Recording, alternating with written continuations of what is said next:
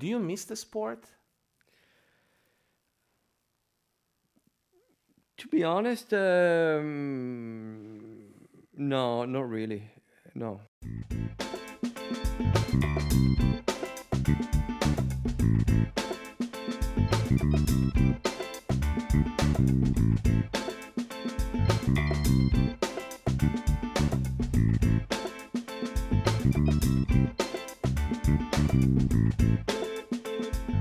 Hello, and welcome back, or welcome to the Water Ski Podcast.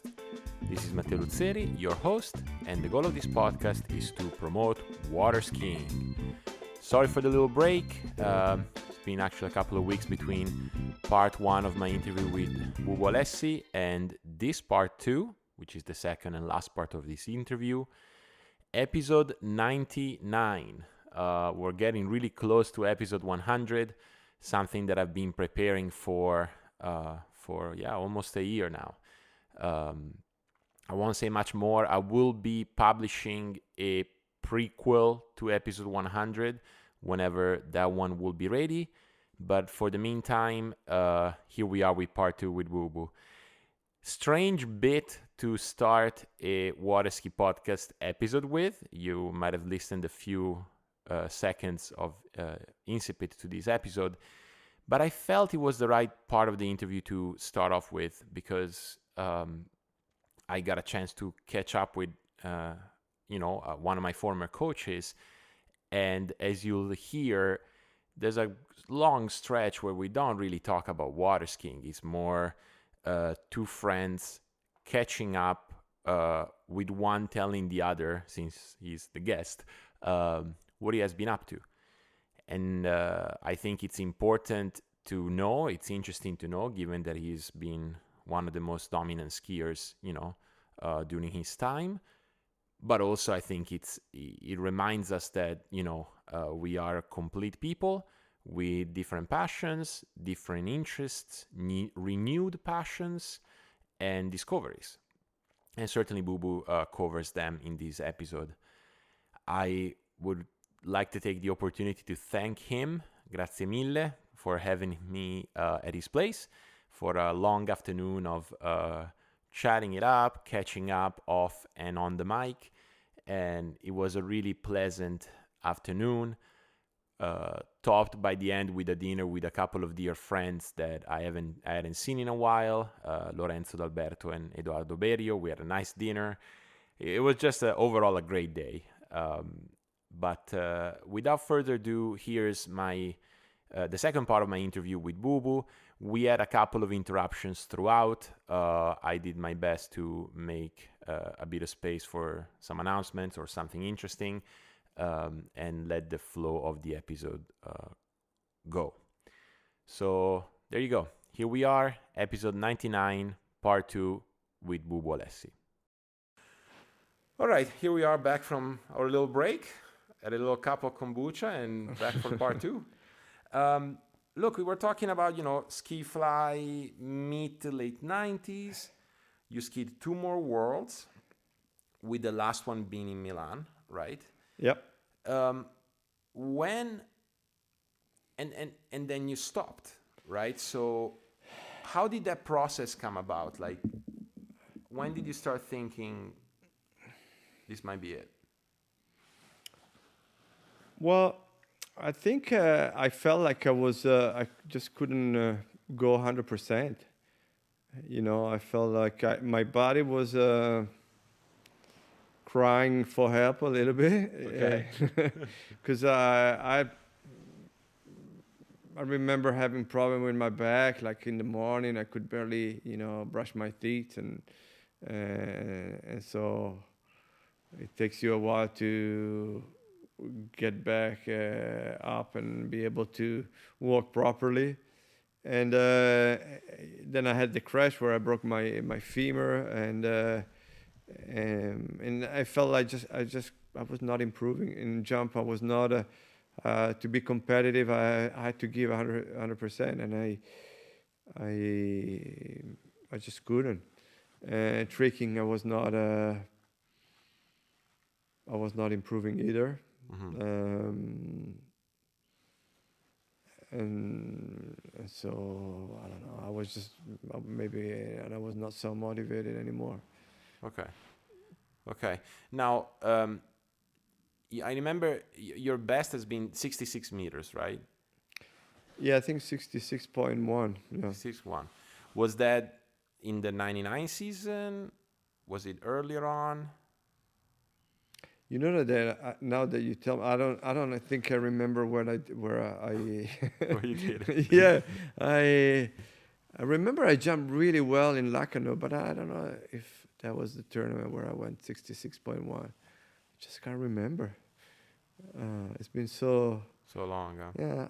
There are things that I remember well and things that the record for me was, I never really thought about it too much.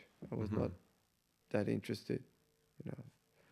It's interesting because, like, for a while, especially early in your career, the records were like you mentioned them as like achievements, right? Like I beat the national record, and then in tricks, and then in jump. Yeah, no, it just happened though. I was not like it was. It just happened. As I said, I always try to work to improve myself, and um, eventually I got a trick record, and then the jumping, which was unexpected, and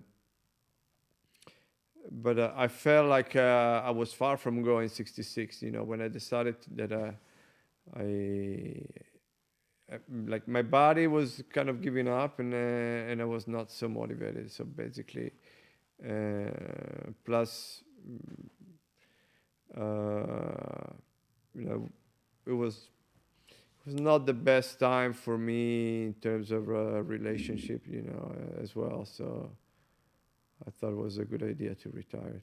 Mm-hmm. Uh, did it hurt to retire? Uh, yeah, because for a while I wasn't sure that it was the right decision, Mm-hmm. because I kind of retired at the beginning of the season before the Worlds in Recetto. Right. And I could have finished the tournament. I just said no. I just had one last jump set, and that was it. And then just stopped. Yeah. So you skied in '01? No, Ah, you didn't no, ski. no. I skied, let's say, until June. I remember I was in Recetto, and then just had one last set, and I said, okay, that's it. Wow. Yeah.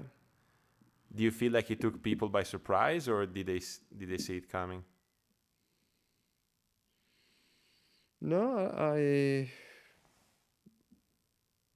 don't know, to be honest. I don't know. It didn't take me by surprise. Okay. Like I kind of slowly felt that there was no reason to continue. Yeah. So close one page and open another one. It took me a while to open another one though, because I spent a couple of years, a year and a half, and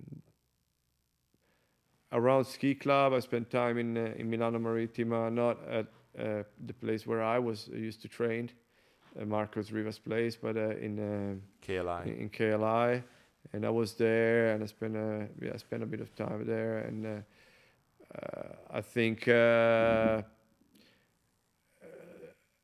that time Tanguy was working for the federation. He was doing really well. So I didn't want. I wasn't even sure that I wanted to do it, and if I could do it, one thing is to coach your friend or another skiers, and another thing is coaching the national team and do it as a job. But then I don't know. I don't remember exactly what happened, but I got this chance to. They asked me if I wanted to do it, and I said okay. So that's how my coaching career Started. It didn't last very long because I didn't do it for that long. But I really enjoyed it. And it was not something new for me because it's something that I really like. You know, I think before we were talking about the mental aspect that as a skier I never really work on. Yeah. Even though Giovanni Piller, when I was maybe 12, 13, he was doing a sort of like a mental, how do you say, mental training Yeah. with me. And I wasn't sure what was going on because I was kind of a kid, but Giuseppe was good for that. Okay. And it was like looking at me, okay, relax, breathe, and before the event, close your eyes. So I think it did help because it's something that I never really, I never had issues with my mental, Yeah. but maybe I could have improved even more, you know, because if you don't work on one thing, but you definitely have some areas that where you're more natural, and other area where you're not, and What was but an sorry to interrupt you. yeah, What was one of the areas? Because when you say that, that's something, you know, as a psychologist, I always work a lot with my athletes to make them understand, as you said, all the aspects of skiing or a sport, right? So you have technique, physical, nutrition, equipment, mental, support, coach. yeah, There's so many things. yeah. Was there one that you weren't so good at? Because from all I've heard, It, you were crushing as it a coach or as a as a skier. Sorry, skier? as a skier, as a skier. Oh, for sure. You know, I told you before, I never work on my mental. Maybe I could have done a lot better, you know. But you can measure it. That maybe you can measure it on in tournaments when you see that you always reach your maximum potential. Yeah, And I kind of noticed that I could do it because you know I think it's not easy to for a while for a long time for a long period of time to do one particular event of the year and be able to always win a gold medal because there are so many aspects that you cannot control. It could be the bad day. It could be, but you know, I was always able to every year to confirm myself and win two gold medals, two gold medals, two gold medals. That went on for a while because at the end I won like 15. So damn. um, I think that part came maybe a bit natural. I was not so interested in nutrition, Mm-hmm. but you know, I had a chance that my mom we always kind of eat healthy, Yeah, sort of healthy. But you know, when you go to Florida and you're 16, you get tempted and you start going at McDonald's and Burger King. But so I was trying to, you know, maybe do it once a month, and you know, then Subway, something more. But still, you yeah, know, exactly. it's not. You can't really say that I was working on my nutrition. Um, Physically, yes. I had I had the chance of finding really good people that really helped me out. Yeah, Mm, that's something that I think um, you have to be capable of. You know, trying to always get the best out of somebody. You know, so every person has some he lacks in something, but you know, maybe you don't like somebody as the way he's coaching, but he can always give you ideas. He can always tell you the same thing in a different way, and it works better for you. And that's something that I try to do. As a coach, you know, the people are different, and they, how do you say, they get something from you in different way. If yeah, you notice that in a way it doesn't work. You have to try to be creative and try to explain the same thing in a different way. And but by watching other people doing a trick and they tell you something, then you have a coach that he has his limit maybe technically, but he can give you a lot in terms of mentally, for example Giovanni Pillar, because he didn't know much about water skiing. He was a snow skier. That he was doing water skiing in the summer as coaching water skiing, but he never ski. He didn't know much. So we were when in tricking, we were trying things. Well, try it this way. I don't know. I don't think it works. No, try. Okay, but so that helps. For example, to figure out yourself sometimes. But in other thing, it was great for other aspect. But also, after a while, it was good also technically in trip, because after a while he knew me better than anybody else. So yeah, I remember. But then you have other coaches like Maurizio. We've been coaching for the Italian team for a long time, and he helped me out in other ways. Tanguy has been important for me, especially in tricking, but not only in his. So everybody can just give you something. It's so that was luck, because I had a chance to meet a lot of people, and maybe also it's the way I try to get the best out of everybody. Well, which I think is a skill, right? Like, you could be exposed to the best of the best, but if you're not willing to, try and be open and absorb, and it sounds like that was how you were, like you would try to pick from everyone. I always try to pick from everyone, especially if they could do things that I couldn't do. I was trying to figure out why he is capable of doing one thing or not. Yeah. So you see, in terms of skills, technical skills, and other things, strength or whatever. What your in terms of mentally, how you train. Maybe as a coach, I lacked a little bit on the mental aspect. I maybe realize now, when you get older, that how much the mental part is can be important, just as much as you can notice in any sport. Let's say in tennis, for example, you have the first 100 players, they maybe hit the ball in the same way, not the same, but but then you have players that they can win the points that they have to win, and other players that they don't. So that's all mental. And since I was fresh of ending my water ski career, and since the mental part was sort of like something natural that came to me, I don't know if I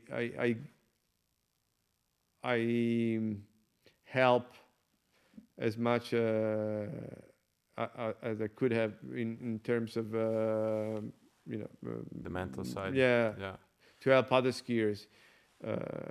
So before we get into the nitty and gritty of coaching, which obviously I can't wait to do that with you, I asked you about how it was to quit, because one of the things we know is that the transition, right, from any athlete, not just skiers, from competitive sports, where you do see yourself as that, as a skier, a tennis player, and that, letting go of that sometimes can be hard, right? Yeah, I see what you mean. And I was wondering how that process because was for you. you identify, well, we're going in a let's say in a territory that is a bit complicated. I think that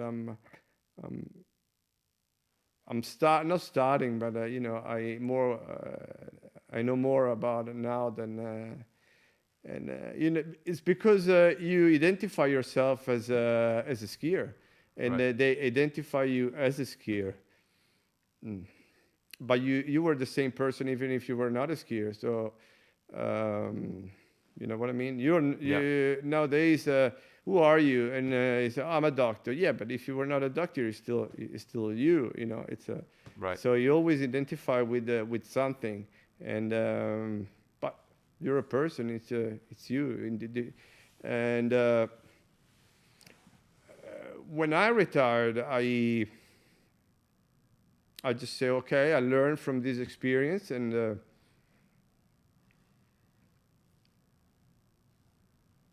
I now I do something else. There are so many things that you can do.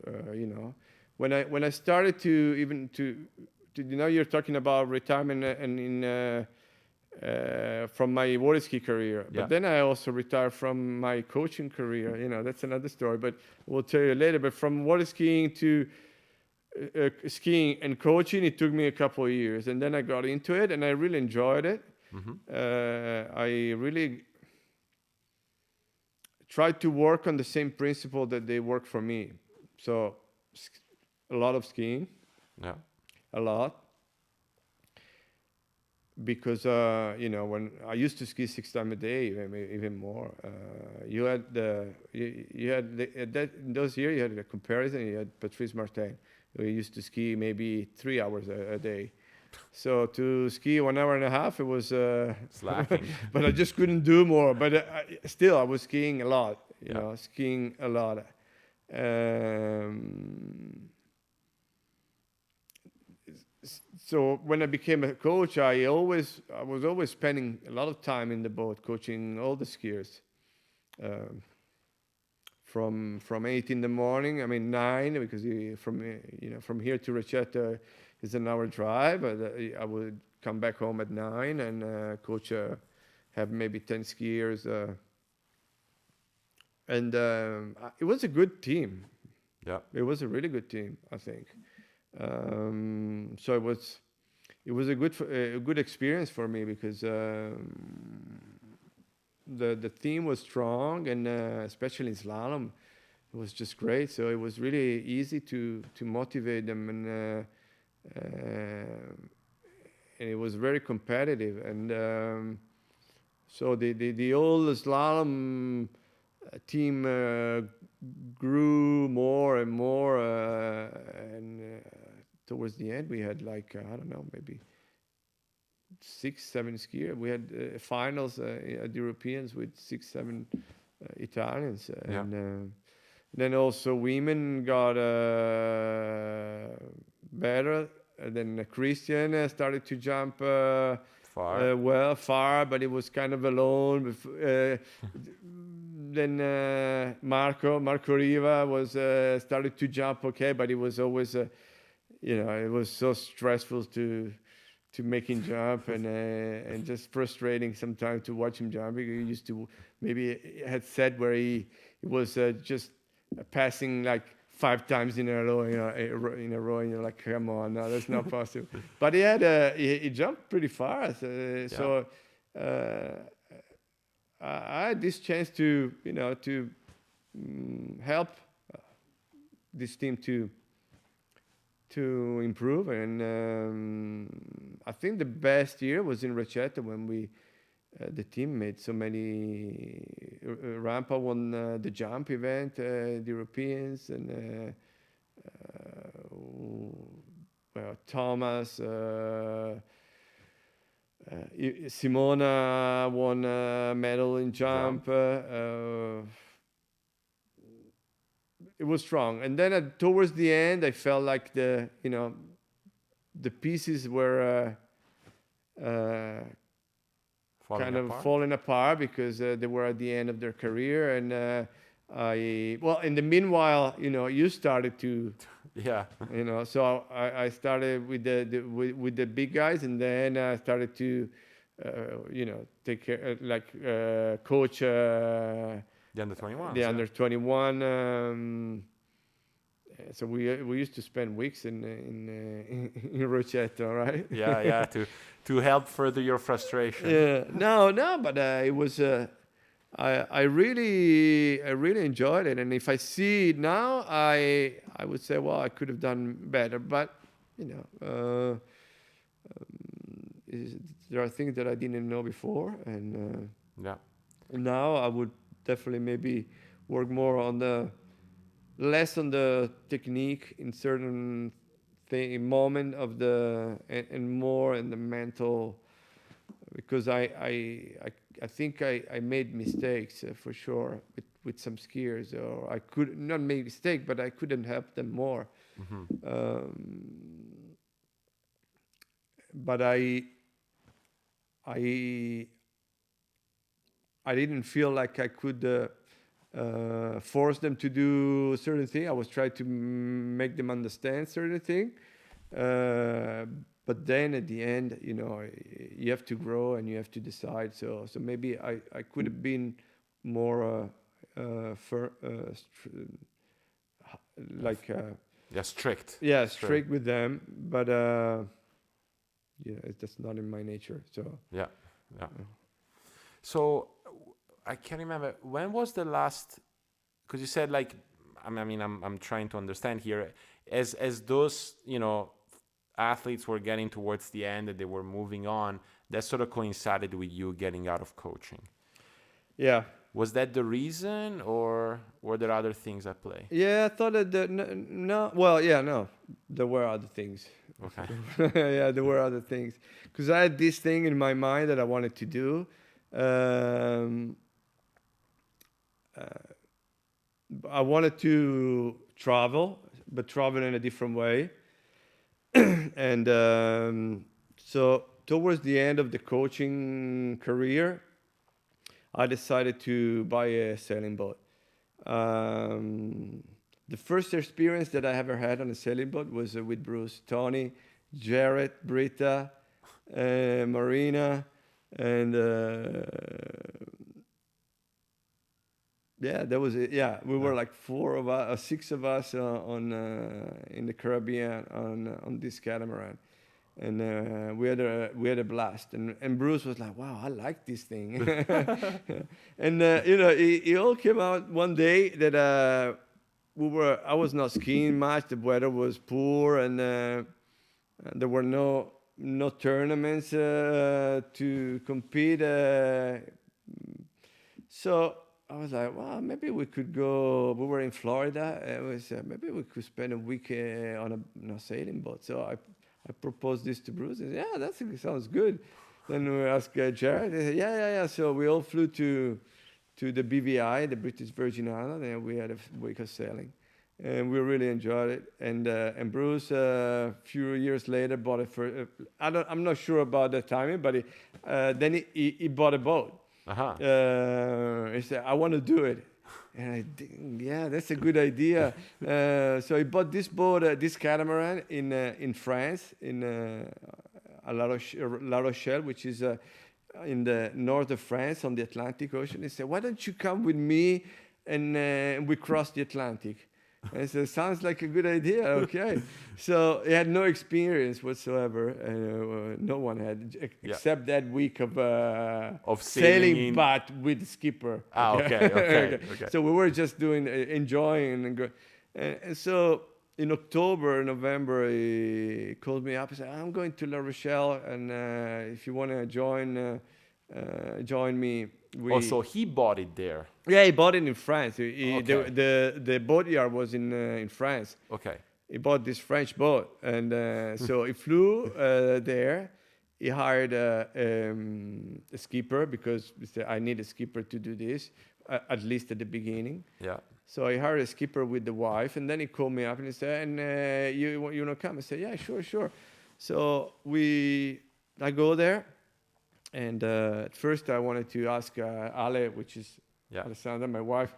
At that time, she was my girlfriend. I said, oh, you want to come? He said, yeah, I want to do it. You want to do it? But then I asked Bruce, and there was no room. Ouch. So I say, I'm sorry, but you cannot come. And so we spent a week. We spent some time in Paris while waiting to be able to, you know, to get on. sail to. And so we were in La Rochelle setting up the boat and trying to understand everything about the boat. And we spent like a week. And after a week, I'm like, I had this brand new girlfriend too. And she was home and I was still stuck in La Rochelle. I wanted to go see her.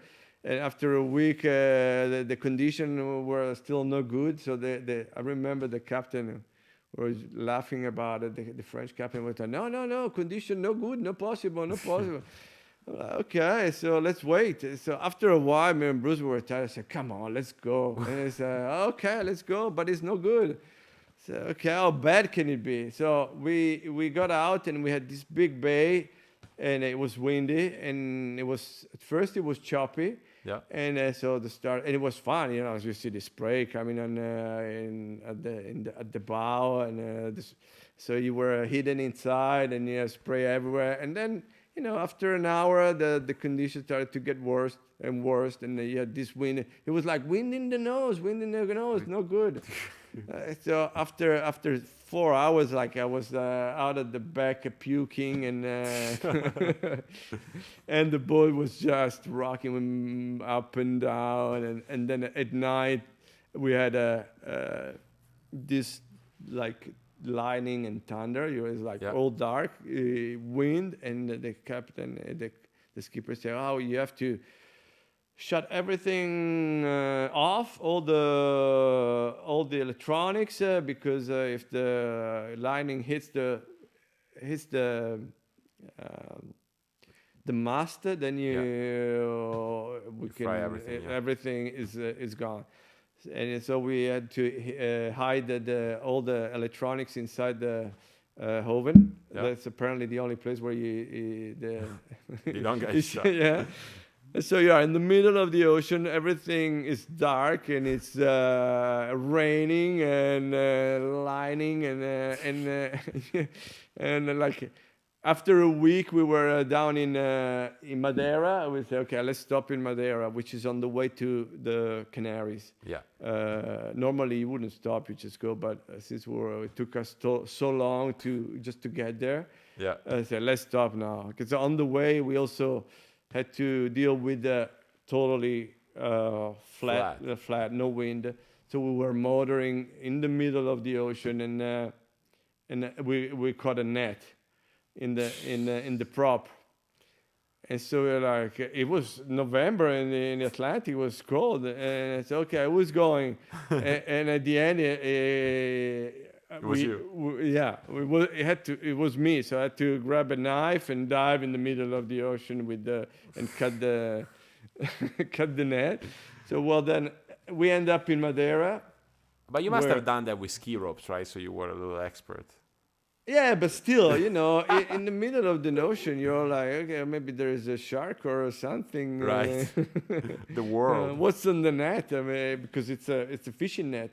You always, you know. So, but anyway, we end up in Madeira, which it's a nice island, by the way. Yeah. And that I remember Bruce saving a windsurfer there. We were in this bay where there was the huge cargo ship where they were coming in, and there was this guy windsurfing up and down, and it was getting this cruise ship. No, not this cruise. It was cargo ship with they have like a bow thrust, like a prop at the front, and you know when they turn it on, it's like it's super powerful.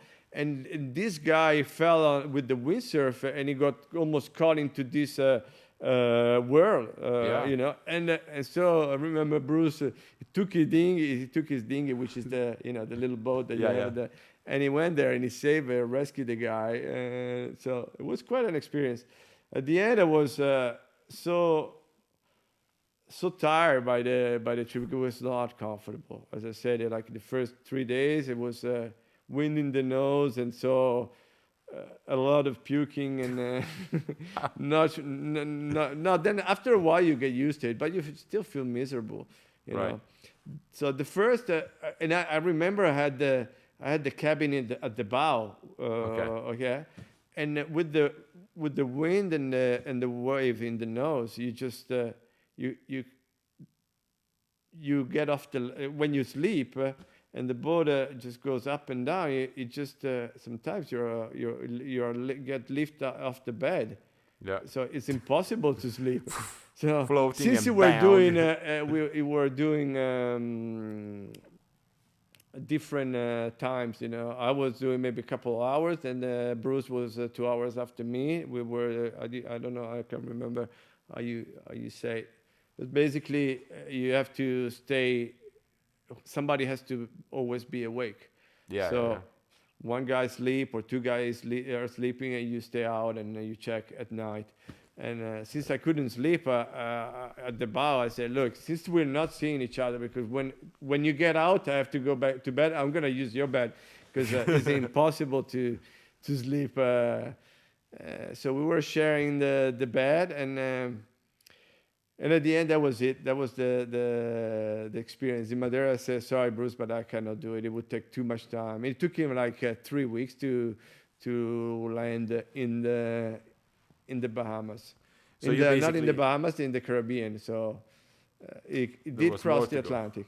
So there was more to go, and in Madeira, you just told him, see you, buddy, Yeah, and you flew back yeah, home. I just could. And, as I said, I had my girlfriend waiting for me. And Yeah. so I said, I'm sorry, I cannot do it. But it was hard. It's been a hard experience for them because the skipper and the wife, they split up at the end of the trip. So No. yeah. So I think it was quite challenging. But Bruce and Tony, they had a blast. So they were the first one to buy a boat, and I really wanted to do it. And finally, after a couple of experiences with Alessandra, we spent first time we said, okay, let's try. We charter a boat for 2 months in the Caribbean. That's what we did, and we really enjoyed it. Then I said, the year after, I said, let's try French Polynesia for a month, and we did that. And then I said, okay, we really enjoy. Why we should really buy one boat? So. Yeah. I did. That was in 2007. I ordered it. 2008, I got this boat, and I was still working with the federation. And it was okay until I was in the Med. It was fine because I was working 3 weeks I was sailing for 3 weeks and 1 week off where I was going to Recetto. Yeah. Obviously, it was different. It was not like at the beginning, but they were not giving me the same amount of money either. So I was not working full time. I just doing more like even couple of weeks sometimes, like for the Europeans. I was there. So while I was in the Med, it was easy because I could always, go somewhere, marina, leave the boat there, get a flight. And fly back. It worked fine when we did cross the Atlantic, and we went in because I was in the Caribbean and doing the winter. In the summer, it's the hurricane season in the Caribbean, so it's not the best time to sail. Yeah. And it was the skiing season in the summer, so it was okay. But after that, we went through Panama Canal and we went into the Pacific, and it started to become more and more complicated. So this group of skiers that they were starting to,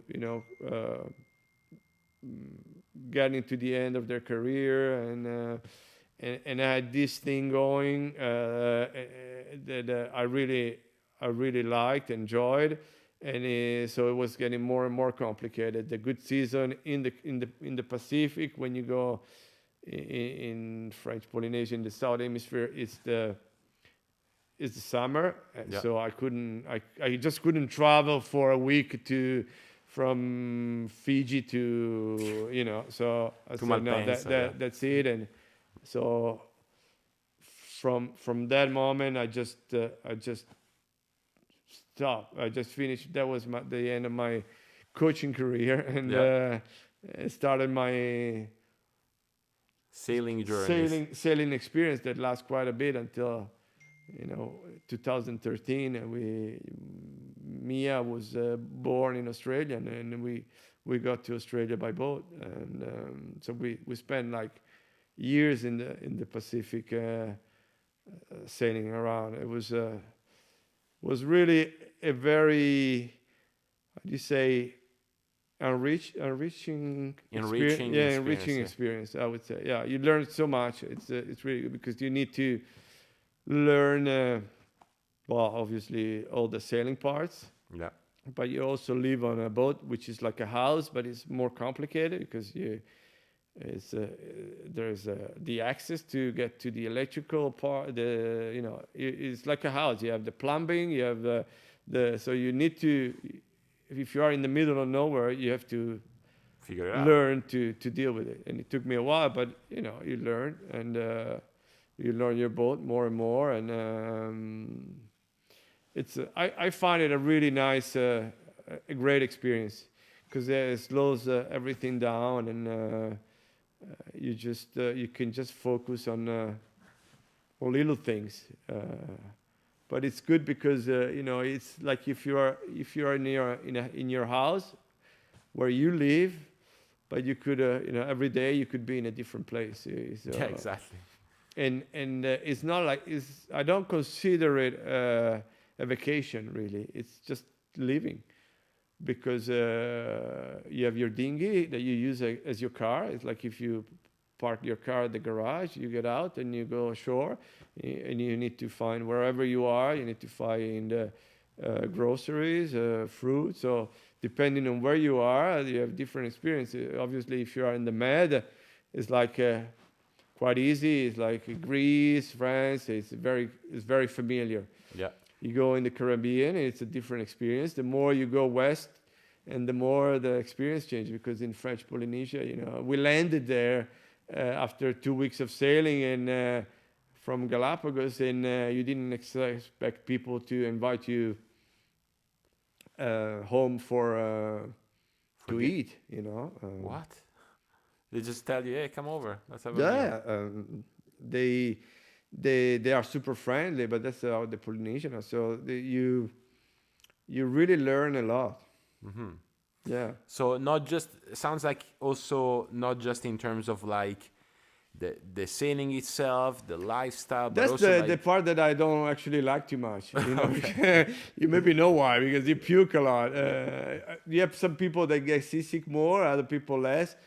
I may get seasick. It depends how your journey starts. If it starts from bad, you get seasick. If it starts slowly and then it picks up, you may feel better. But generally, you need a time to adjust. right. And you cross the Atlantic. It takes 16 days, 17 days. You're in the middle of nowhere. You have 3,000 nautical miles, which is almost 6,000 kilometers of open ocean, and It's a lot. you're by yourself, and so you get into a different rhythm. It's at first you think, well, it's going to be boring. What am I going to do? But that's actually not the part that I like the most, the sailing, because unless it's a comfortable sailing. Ooh, Oh, let's take a second. okay. Hello, Matteo here. This is one of those moments we got interrupted by a call, or I believe in this case was someone that rang the bell of the house. Any case, I just wanted to take the opportunity to let you know that this episode of the Waterski Podcast is brought to you by the Flowpoint Method. The Flowpoint Method is the online waterski training program developed by Jenny Labaugh and Marcus Brown, one of the guests of this show. Jenny and Marcus leverage on years of experience and competency to give you a truly holistic approach to water skiing, covering technique, fitness, nutrition, mindset.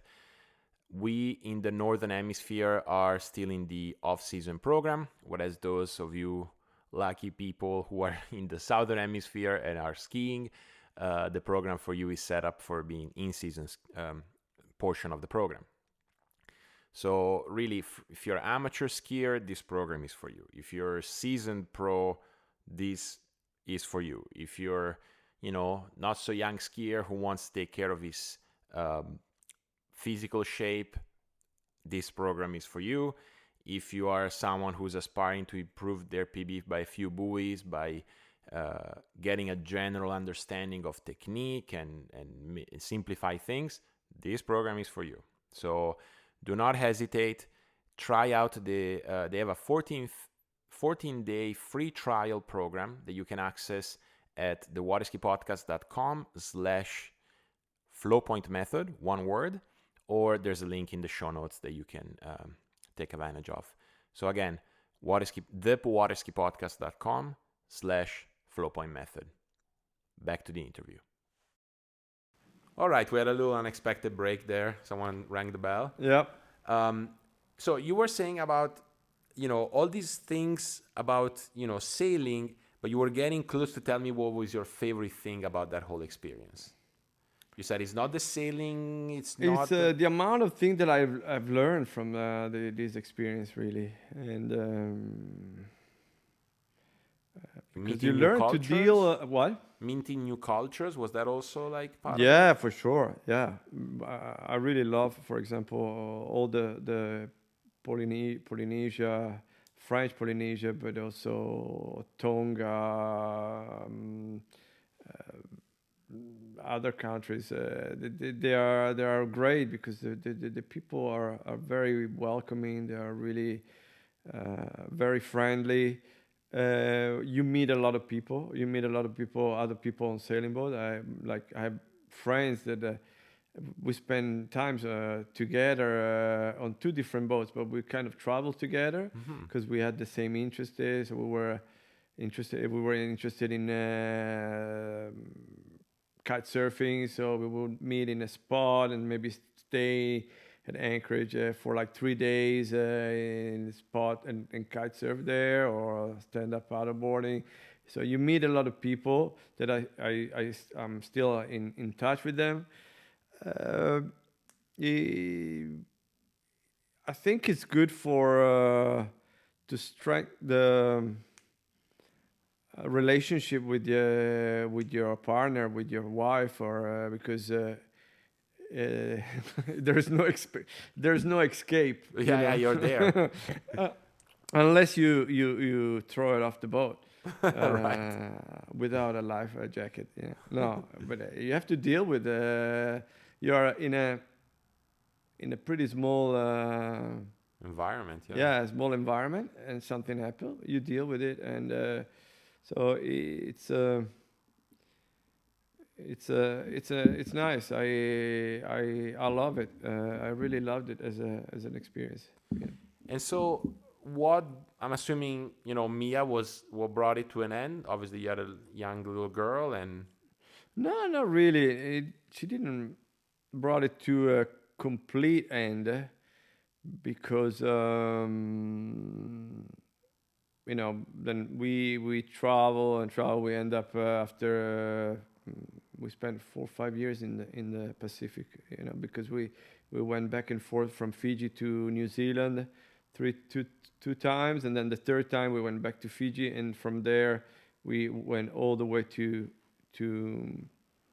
Australia. Because when you sail around the world, and like most of the people who sail around the world, they go westbound.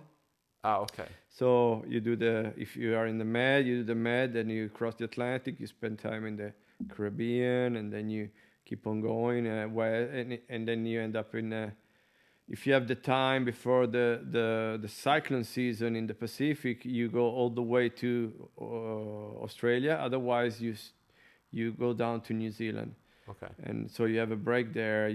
We left the boat in New Zealand for months. We went back home, and then we went back to the New Zealand. We work on the boat, and then we started sailing again. And we end up in Australia. And then once we were there, we had Mia, and we stay 6 months prior to 4 months prior, the birth, and we spent another 2 months, 3 months, and then we went back home. And then we went back to Australia again for another couple of years. And at the end, I had to choose if I wanted to sell the boat or not, or I didn't feel like we could sail around and finish our journey with a 6 years old or 6 months old 6 months old girl baby. in the Indonesia and all that. So we say, okay, we we load the boat on a cargo ship. So it was me, Ale, and Mia. We sail the boat from the Whitsundays all the way down to Sydney. We load the boat on a cargo ship, and they took the boat in to the Med. And then then we were spending time, but less, not as much, because when we got the boat, we were actually living on the boat for 8 months a year, almost more. Right. Then it started to get less and less, and when then it was in the Med, obviously in the winter you don't use it, and in the summer we did a little bit of sailing, and then we said, well, Med is boring, it's too many boats, and let's take the boat back in to the Caribbean. Which the Caribbean is good because it's not too far. You can still you go there and you break the winter season here, which is kind of cold. Yeah. And so it worked out really well for us until the COVID, because then we were not actually we went there with some friends. That was in December 2019, just before the COVID started. And then Ale, me and Ale, we went, and Mia, we went to the mountain skiing, and she crashed. She had a back crash. She broke her hip and everything. So she had a big surgery. And right after that injury, COVID arrived. And so we. So Ale did or Mia? What? Ale did. Ale had a big crash. Yeah, okay. yeah. And so we were stuck because for COVID, and Ale was, she was totally, she couldn't walk, and so we were stuck, and the boat has been sitting on hard for since then. Okay. So, yeah. But try to go now. We will go in a couple of weeks. Yeah, that's what you were saying. Yeah, we'll see. So, like, with all this being said, obviously this is a water ski podcast, so I have to ask you the question. Yeah. Do you miss the sport? To be honest, no, not really. No. Okay. I noticed that it hasn't changed much. Like when I did come see you guys, and I met a lot of people, still the same people, which is good because you don't see them for a while, and it's good to see them again. I don't know if this is a good thing or a bad thing. For me it was good because at least I knew I met Stefan, I met you, I met Kiko last year when I came to see you. This year I went to Recetto. But I ski so much that I don't miss skiing, and as I said, I like to learn new things. I've been stuck here in Romania, where I live for the last 2 years. I mean, stuck, it's maybe not the right word, but I was, we were. So, especially me, because we're not vaccinated, so we couldn't travel at all. Okay. So since we were stuck here, I decided to do something here. So we started a thing that I had in my mind for a long time that I wanted to do, and which was like a location on the lake, right on the lake in Romania, in the little town. And so we built this restaurant, bar, and we developed this area where, this office, you call agency, where we offer all different outdoor activities and experiences. Yeah. So we also do water skiing, not much water skiing actually, more wakeboarding and wake surfing. Yeah. So Mia now, she's been wakeboarding a little bit. We're not allowed to use the slalom course, so because that's Caruso's slalom course. So we can't use it. No, we cannot get even close to so we have to stay away. So no, but that's what most of the people who come to this place wants to do. They want to wakeboard or wake surf, or we do stand-up Stand-up paddleboarding, paddleboarding, which yeah. is something that I did a lot in the Pacific. Uh, Here it's different, but it's another activity that, and I'm trying to mm, promote this area that I think has potential for tourism, um, because I care about where I live, and I think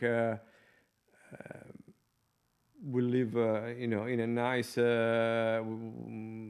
a nice contest. We have mountains, we have great trails. So it's been an industrial city for a big industrial city. It's a big word. It's a town, but it was a major industrial district for. And Alessi, my family business, was one of the factory, which is still there, but there are not very many left, because it's kind of a business that now is primarily comes from China. So most of the other businesses, they don't exist anymore.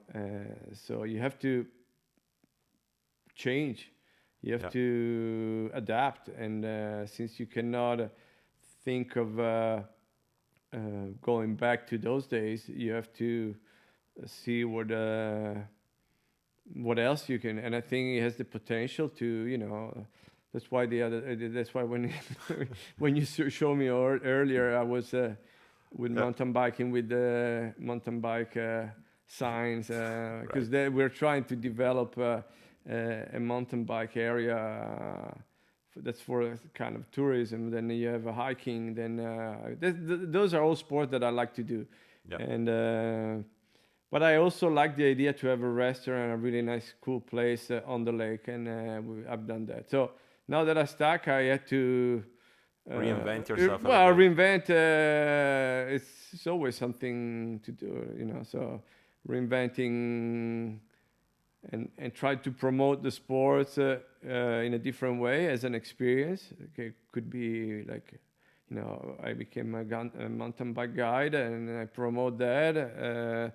Stand-up paddleboarding, water skiing, wakeboarding, all the outdoor activities. And now I'm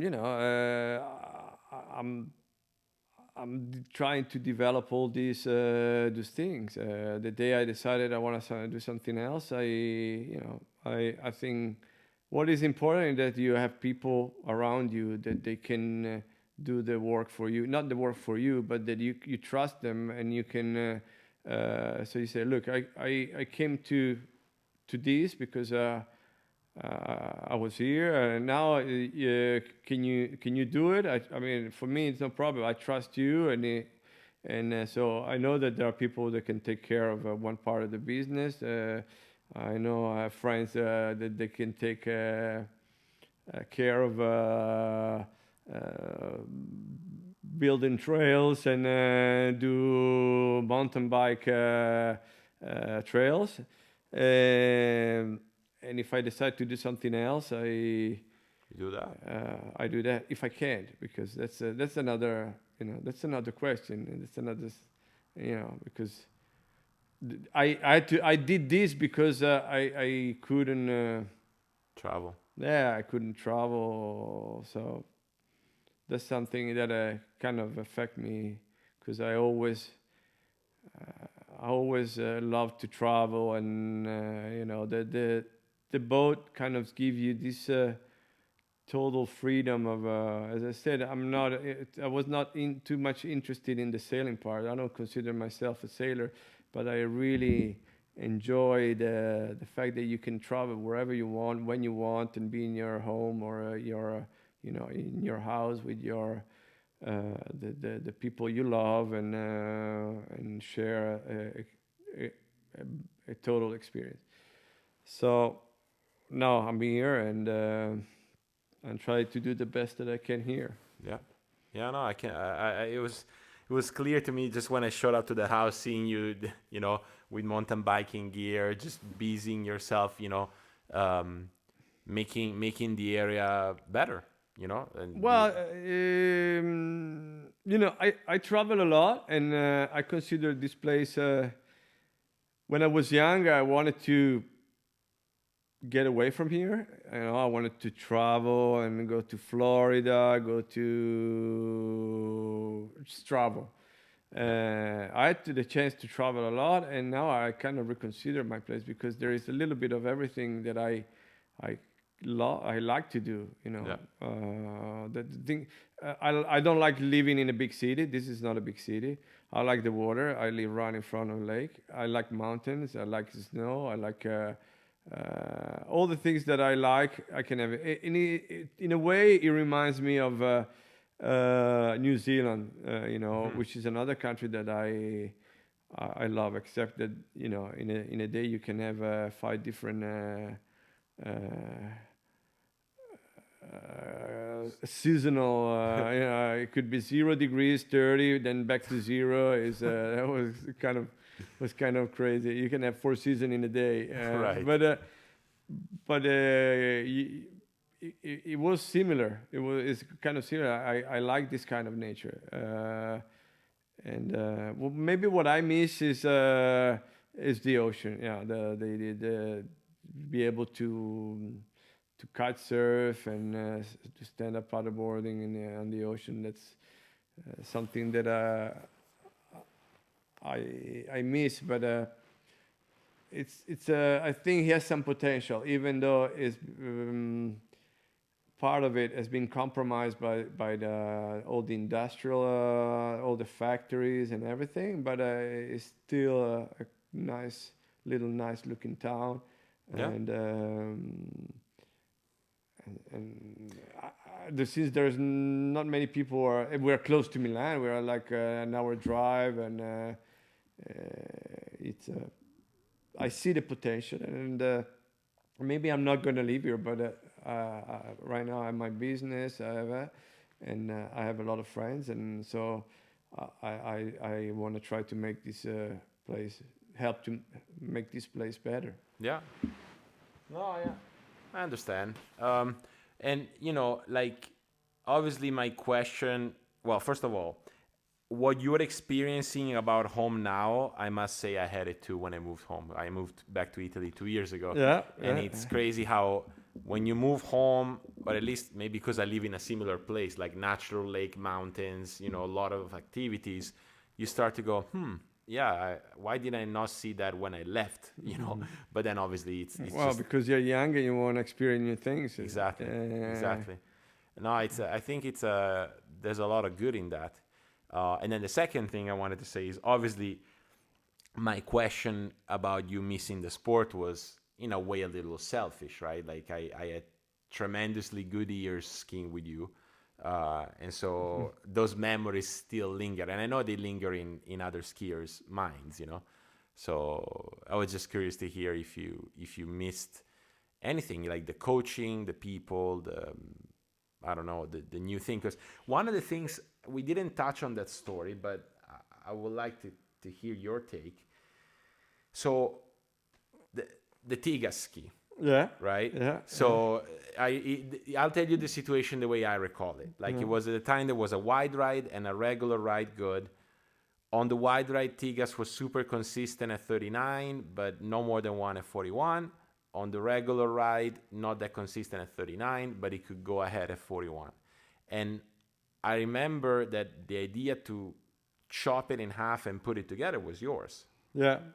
So how? Well, it was the idea was to have on your offside the wide ski, and to the On onside the like a regular ski. Even the bindings were shift a little bit. Yeah, So on your offside, you had a little bit more pressure on the front of the ski, so it would come around easier. That's what Thomas' problem was, And on the other side, well, Thomas can turn pretty much anything on the other side, Yeah. on the outside, you know. But still, well, which is not true. You can, but you know, it's also important how you, the speed that you carry and through the turn. So yeah, we thought it that way, and because before it was either narrow or wide, Right. and then it's okay. Let's try to make it asymmetrical. It does exist. I mean, I snowboard, I race snowboard a lot, and you know, with hard boots, and Yeah. so for a while they had a symmetrical board for goofy and regulars, because when you are on your hillside, your pressure, the pressure that you have on the bevel is further back on the board. You move on your toe side, and the toes the you know and the toes are further forward. So they basically decide to cut the board, on the length, and shift one side forward and one side backward. On a Uh-huh. ski, it's not the same because you are symmetrical, Right. but still you don't turn the same way. You're offside and you're onside. No, Of course. I mean, I think if it's still like that. It's definitely still like that. We're still with the same position of the feet and the But hips. yeah, that was that was the idea with the Thomas ski, and Did you chop it yourself? Like, did you do the no, work? no.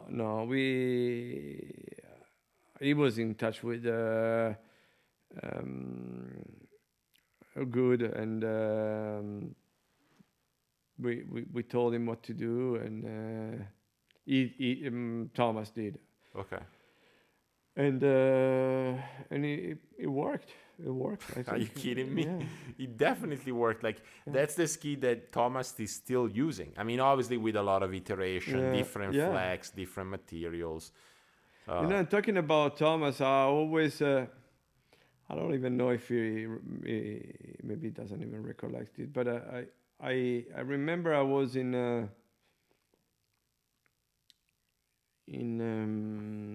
Chile, and Thomas was on a HO, Yeah. and I think it was the year after he won the European Championship. It was on HO. The year after they changed the shape. Now they changed the rocker, Hmm. so that ski had no flat spot. It was like a Continuous rocking rocker, yeah. chair, sort of, and you know it was sponsored by HO, and so it was skiing on that with that ski, but it wasn't skiing very well, and it didn't ski well in those. I think it was the Worlds there, Under the 21. under 21, Yeah. and he didn't ski well, and what I remember telling him was, look, I think in slalom there was when I found a good ski. I even if I don't get the money that I would get with a different brand, unless one pays 0 and the other one pays 200. Think about it, you know, Yeah. because if you you think it's more important the amount of money that you make, but that you may lose also because you win a world title, you win 10 European champions, you get money from that also from your federation. But otherwise, you can get maybe 20 grand, but then you won't win any tournaments around, and you. So make sure that you pick the right ski, not just because HO is giving you the ski. So that was Yeah. that particular ski that for me was not really working for him. And then I think he tried the good, and he liked it. And at first he was like, yeah, but I would get just one ski. I'm not gonna get paid, and so At the end, though, he stuck with good. good, and I think it was a good choice. Oh, well, clearly, it really was. It Yeah. really was. All right, so this is where we got interrupted yet again by a call. Completely understandable, given that we spent a whole afternoon recording for these 2 episodes.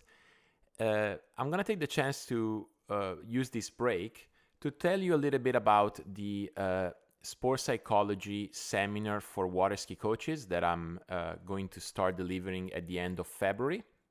So this will be a 8-lecture seminar that I'm basically almost done wrapping up the curriculum for this course. But essentially the idea is that if you are a water ski coach or a parent or someone that enjoys helping skiers with their water skiing, you might get a chance to learn quite a bit, I would say, about the psychological aspects of water ski coaching. And the way the seminar is structured is essentially in the first 4 lectures, you'll get a sense of the psychology of the athlete as it pertains to water skiing, but let's say also in general.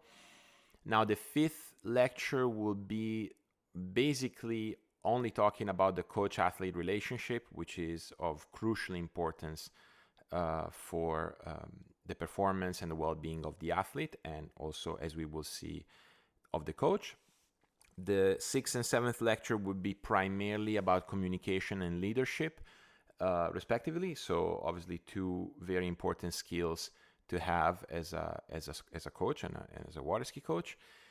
And then the 8th lecture would be sort of looking at the psychological aspects of coaching itself, so pertaining to the coach, in order to improve well-being and performance of the professional, of the coach.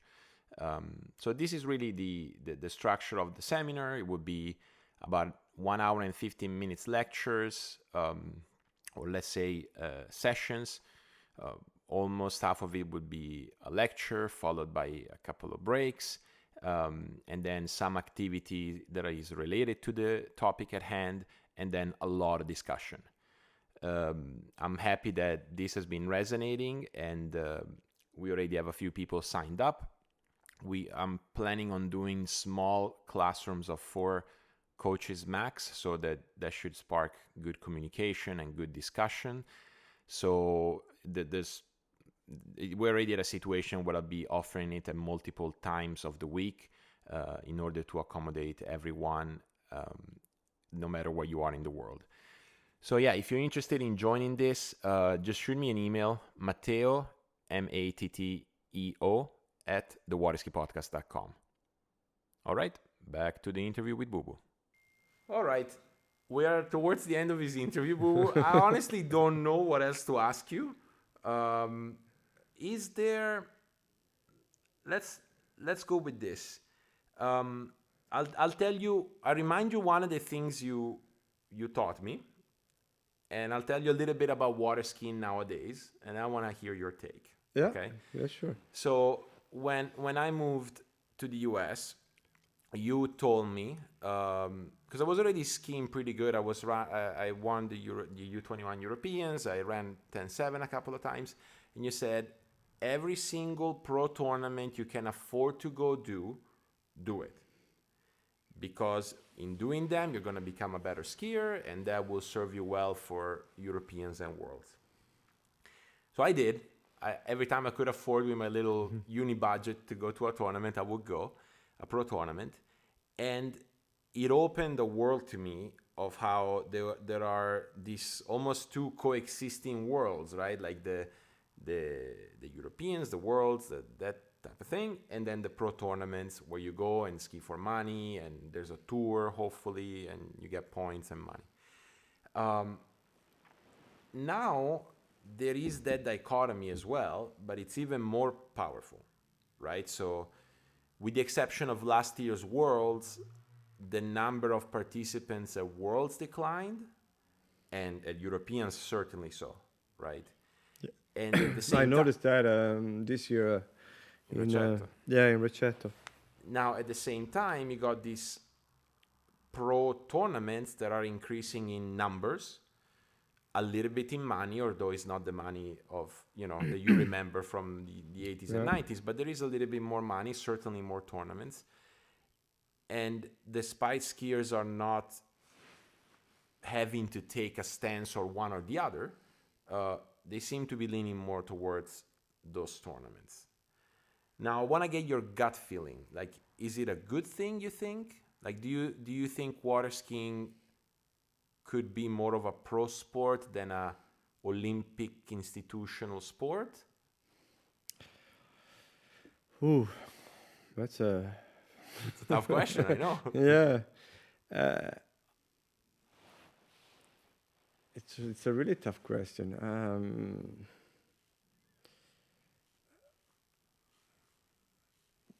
Well, I don't know. I think maybe if you go towards the pro events, it would turn the sport into more into elite sport, even more. Um, which it is, by the way, kind of like an elite sport, because if I'm not wrong now, if you want to buy a boat, you need 150 grand or something like that. So, It's a little right, expensive, yeah. it's quite expensive, and it's quite complicated too, because I notice you have cameras everywhere. You have all sort of electronic things, and so it's uh, it's quite expensive. It gets quite expensive and complicated. Um, it, it's hard to say for me really, because I don't know the current situation. I've seen a tournament in at your place, which was a really nice event. I didn't see many people around because the place is not Then you see an event, wakeboarding event in the middle of a city like Milan, the one they had this summer in the canals, and Yeah, you yeah, the have one that PIFA organizes, yeah. yeah. So you get a totally different exposure. So the location is important too, and since we are always looking for I think water skiing is performance oriented, and it's a fine. There's a really fine difference between the results. We're talking about quarter of a buoy, but you go to an event, you have maybe 10 skier that they run the same, and then one skier run a quarter buoy more. Yeah. So you have this perfect conditions lake, and in terms of performance, it's good, but in terms of visibility, it is true that then you have webcasting, and so you can people around the world. But still, I think for the athlete to see an event with the crowd, it's definitely a good thing. So Yeah. if you want to have more visibility, you want the sport to maybe, sometimes I look at this lake and I say, well, it wouldn't be too bad to have a slalom in the morning here. It's actually, it's definitely not a man-made lake, but it's not that bad. You could have maybe an event. Although, I mean, the slalom course here is it's in the middle of nowhere. So but I was thinking about doing an event in town, and have with the cable, and have wakeboarding events with ramp and slide. That would attract people. That would bring people. Yeah, like I on the don't know if lakefront. I'm not sure. I don't know how much. Um, how do you say? New skiers are coming. If there is the like a cycling. Yeah, exactly. You know what I mean? There are different hotspots. Like now, South America is huge. Yeah, Like, as you were saying, as you were saying before, I did notice that there are really good trick skiers, young trick skiers, very. and they do well in other events too. Yeah, you got the trick skiers, you got the trick skier, overall skier, kind of like what you were saying your story was, and also slalom. Lot of kids, young, running mad buoys like into 10-2 already. So like it's juniors. Wow. So there is a cycle, and that's also part of the reason why I'm so interested in continuing to grow the sport in all the too many things that I get involved with, um, because I don't know, I just have the feeling that we are transitioning to more like pro skiing, because the European Federation stuff survives or has sense if you go to the Olympics. But I think that That's not prospect that's is not going to already gone, happen, I think. right? So I don't know. It's just interesting to see that the one is somewhat declining and the other one is rising, in at least in number of events or people skiing. Um, I don't know. I mean, my take is obviously I wish it was more of a professional sport, but at least for the athletes involved, it seemed like the only way right You now. reckon it is for? Is it for people who can afford it too, or because it's getting quite expensive too, or Oh, it not? is, and that's a problem. But I don't know that Europeans and Worlds being the most important tournaments as opposed to like pro tournaments would change that, right? I think boats are just getting stupid expensive because of they're getting stupid expensive. Yeah. Um, but yeah, I didn't really know how to finish this conversation, so I thought that was like a wise, deep way to go about it. Well, as I said, it's hard for me to express an opinion because I'm really out of the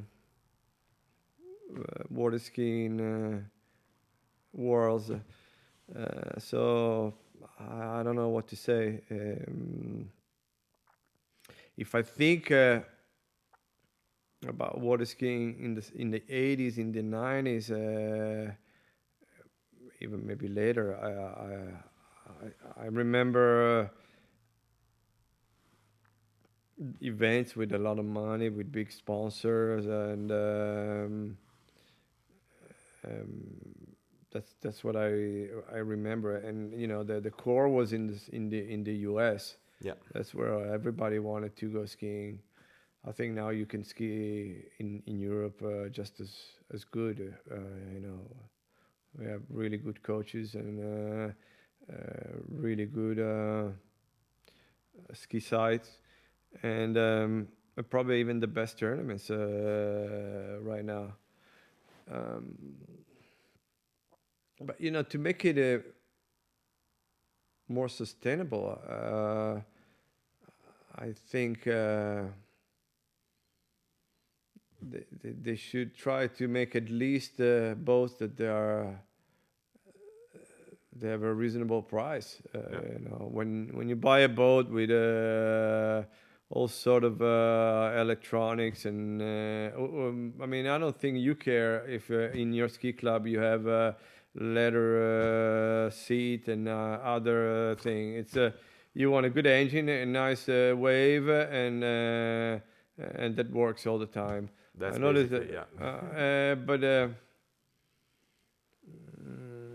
Now you buy a boat and it's 150,000 euro or something like that. Yeah, it's crazy You buy expensive. a wakeboard board is 350. It's totally unsustainable. How Yeah, much you will have to charge for a ski set? yeah, Um, for me, for example, wakeboarding is going to be more and more cable. I think it makes way more sense because you have 10 people skiing at the same time, so even more. Bruce got into this business with Meek in in Australia, it works pretty well. You know, it makes it makes the investment, which is almost as much as a cable as a wakeboard boat, but Yeah. you have 10 people skiing. Then you have maybe 20 people around because waiting for their turn. They turn. They need to drink. They need, so you have a clubhouse and Ski, like a board shop. yeah. Yeah. So you can do that in your place if you have three ski lakes.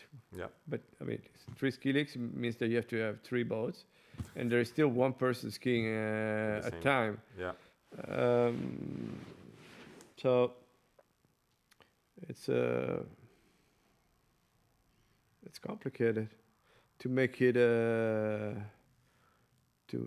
unless you're a super coach, you know, Right. like which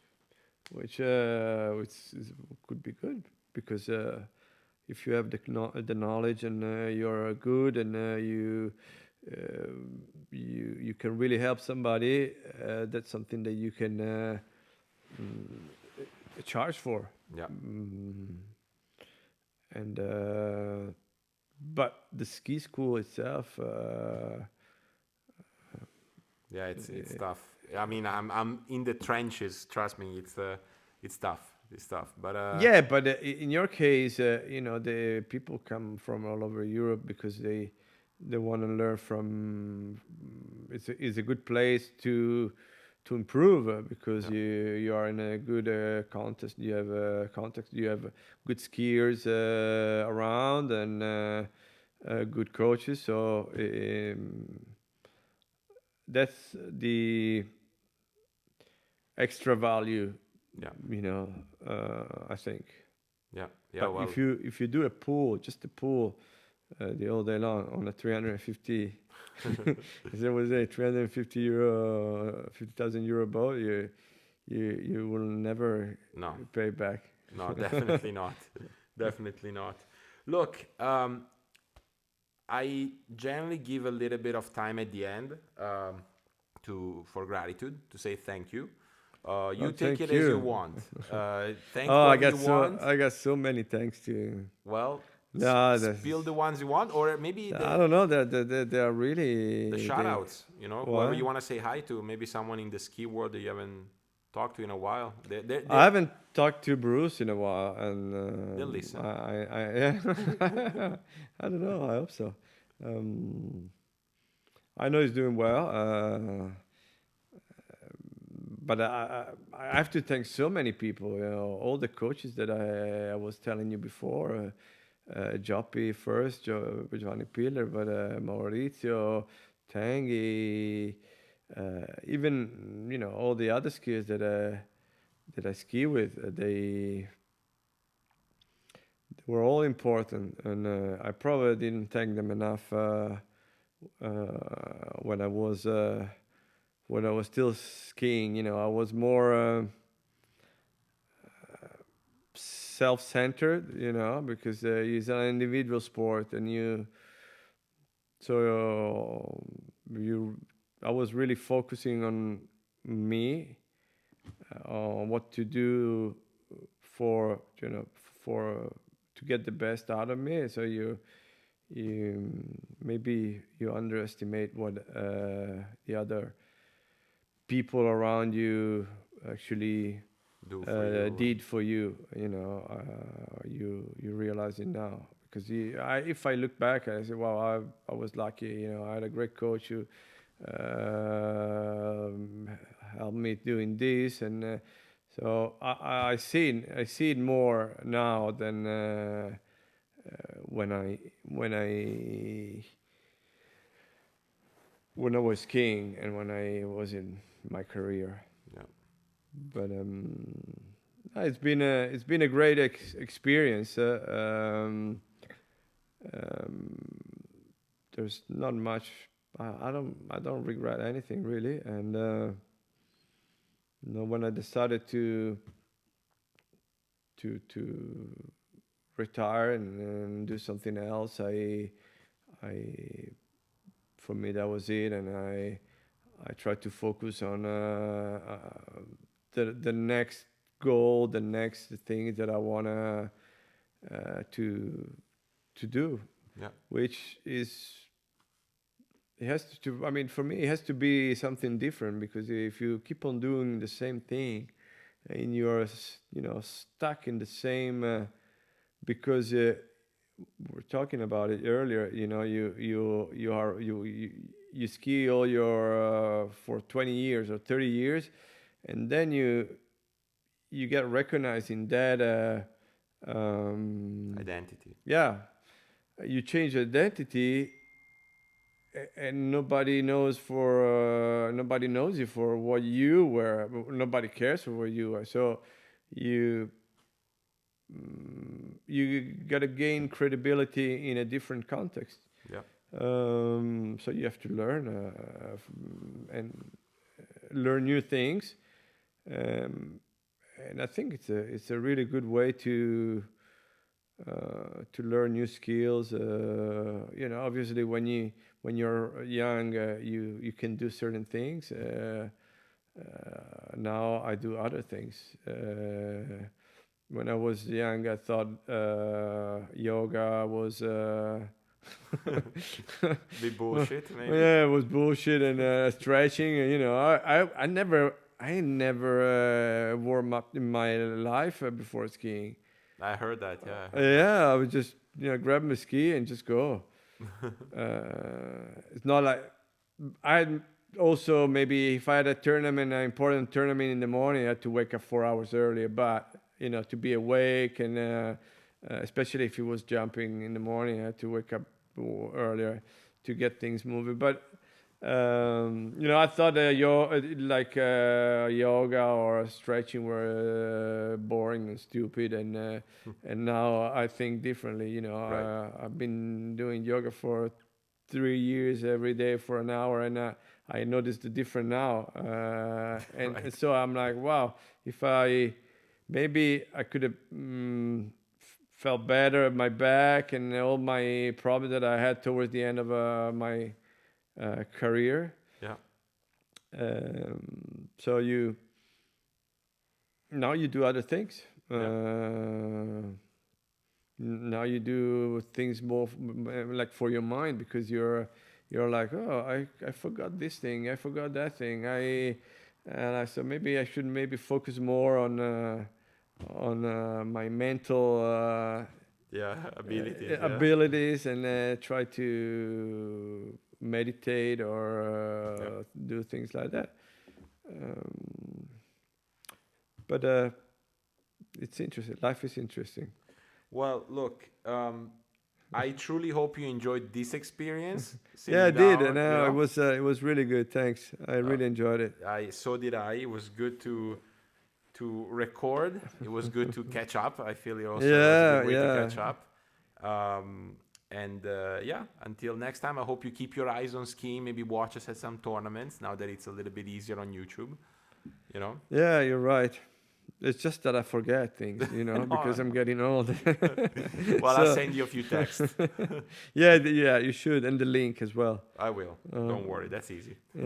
Not on my phone, because I took the Safari off the phone, because otherwise I waste too much time. That's another thing, you have to find tricks to not distract yourself. Yeah.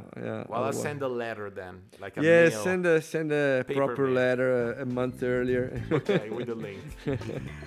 That was fun. Thank you so much. No, it was really good. Thank you, guys. Appreciate it.